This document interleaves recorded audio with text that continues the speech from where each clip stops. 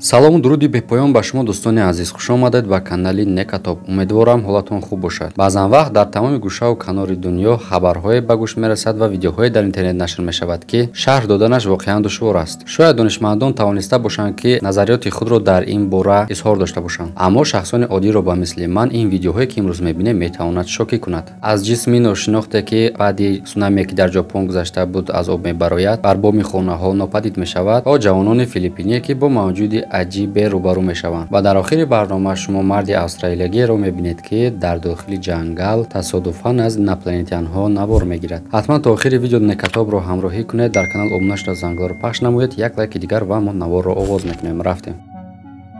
дӯстон, шумо тамошо ва рақобатҳои варзишии ҷолибро ҳамроҳ бо як икс боз ҳам ҷолибтар кунед. регистратсияи осон, пур кардан ва гирифтани маблағ аз тамоми гӯшаву канори дунё ва коэффициентҳои баланд ва муҳимтар аз ҳама бонус то $100 бо промокоди нека. маълумотҳои лозима дар комментария ва ба шумо муваффақият хоҳонем.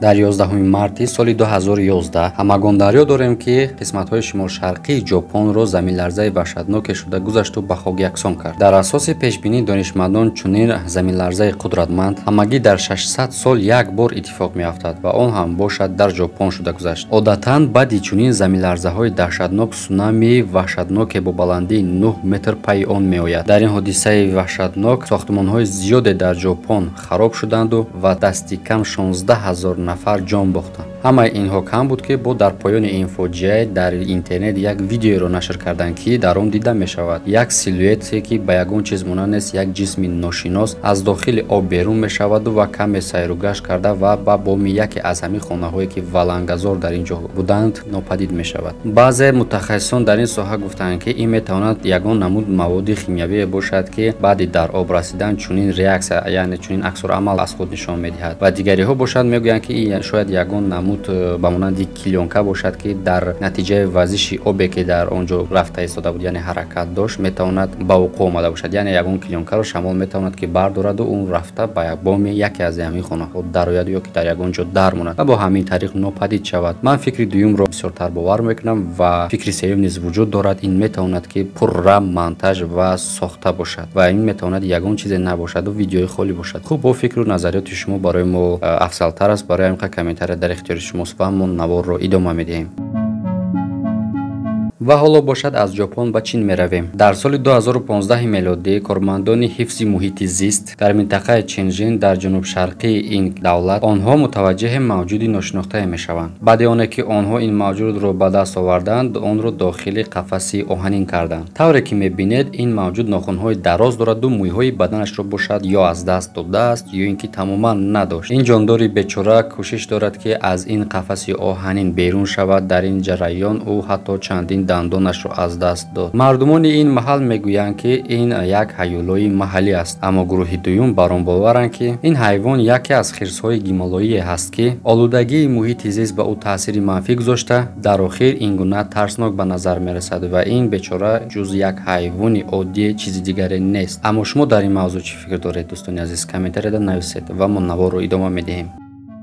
дар навори навбатӣ хуб дида мешавад ки марде дар талоши убури роҳ буд, вале яке аз ронандаҳо контролашро аз даст дода мустақиман мошинаш ба ин мард парвоз мешавад. вале он чизе ки дар навор мо мебинем рух додааст боварнокарданист. мисле ки мошин аз миёни ин мард гузашту ба ӯ осебе нарасон. бале, мӯъҷизаовар ба назар мерасад. ин дигар чӣ гуна мумкин аст? аз нигоҳи физикӣ шумо метавонед дар комментария бинависед, аммо мо фикр мекунем ки то вақте ки вақтат наояд ягон чизе ба то осеб расонида наметавонад, аммо агар вақт омад ягон чиз пеши роҳи онро гирифтан наметавонад. хуб дӯстони азиз, ин дигар ҳаёт аст ва мо наворро идома медиҳем.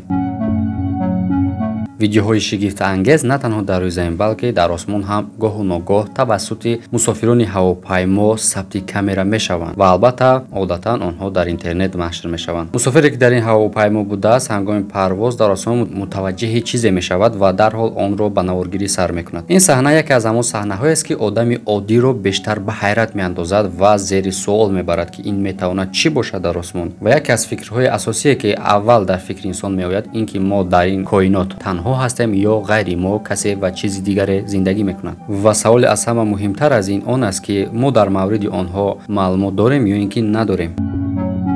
видеои навбатӣ дар яке аз роҳҳо тавассути камераҳои назоратӣ насб карда шуда гирифта шудааст. дар ин ҷо дида мешавад ки як духтаре бо либоси мактабӣ пайи кораш рафта истодааст. дар ҳамин ҳолат буд ки духтарро ягон қуввае ки ба чашм наметобад ё чизе ё касе ки мо онро дар камера намебинем сахт духтарро тела медиҳад ва ӯ зуд ба замин меафтад. дар лаҳазоти баъдӣ мо мебинем одаме ки шоҳиди ин ҳодиса буд ба ваҳшат меафтад ва намефаҳмад ки ин ҷо чӣ ҳодиса шуда гузашт. мардумони дунё аз саросари ҷаҳон ҳамеша дар интернет видеоҳоеро нашр мекунанд ки дар осмонҳои онҳо чизе ва ё ягон ашёеро мебинанд. саҳнаи навбатиеро ки шумо мебинед дар яке аз осмонҳои кишварҳои аврупоӣ гирифта шудааст. як дунё ашёҳои кӯчаку бузурги равшане ки дар осмон ҷило медиҳанд дар ҳоли ҳаракат дида мешавад. он нурҳои бузурге ки шумо мебинед бештар ба хуршед шабоҳат дорад, яъне ба афтоб, ва нурҳои кӯчаке ки мебинем шабеҳи ситораҳо дида мешавад. дар навори навбатӣ мо ҷавонини филиппиниро мебинем ки дар айни моҳигирӣ машғул ҳастанд ва аз завқи зиёд ин корашонро онҳо бо телефонашон филмбардорӣ доранд. дар филми онҳо гуфта мешавад ки чӣ гуна онҳо таътилоти тобистонаашонро хушу хурсандона гузаронда истодаанд, вале дар ҳақиқат онҳо тасаввур намекарданд, ҳатто дар фикрашон набуд ки тамоман тасодуфан метавонанд як чизеро ба навор гиранд ки мардуми ҷаҳонро ба ваҳшат меандозад. Sige, pailapot mo mga amigos. Ako pala si Justin. Wala si John Lee. Ako naman si Raven. Mo niya mong kuhan para managa mi. Tara. Ambak tags. Ambak tidak so pag dula-dula sa ta, dula-dula. Ambak tags, ambak. Wah! Alisa, wagkot sa ta dire. Magitay ba pag okay banabay mga kuhan dia. дақиқан дар паси ин ҷавонҳо мо мебинем ки бо суръат як ҷисми сиёҳуше ба маймун монанд аз паси онҳо мегузарад ва ҳангоме ки дар камера ин ҷавонон мушоҳида мекунанд ва аз ақиби ин ҷисм ҳаракат мекунанд, дар ин ҷо онҳо ягон чизеро дарёфт намекунанд.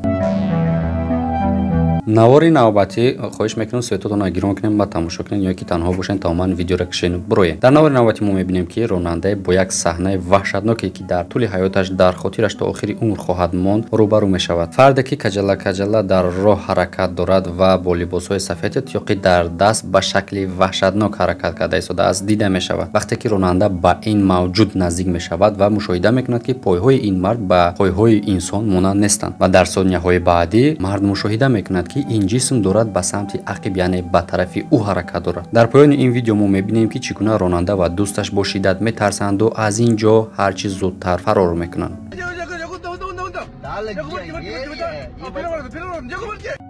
чӣ гуна ки дар аввали видео гуфта будем, ҳозир ба шумо нишон медиҳем марди австралиёгии ҷангалбоне ки тамоман тасодуфан тавонист ки ҷисми ношиносеро дар дохили ҷангал шикори камерааш кунад. ӯ дар описани видеоаш мегӯяд ки ин ҷонвар дар ҳамин ҷангал танҳо зиндагӣ мекунад ва вақте ки борон меборад дар ҳамон вақтҳо аз ғораш берун мешавад. ӯ аслан фикр намекард ки ин ҷонварро ба навор мегирад ва ӯ одатан дар бораи дарахтони мухталифи ин ҷангал маълумот медиҳад.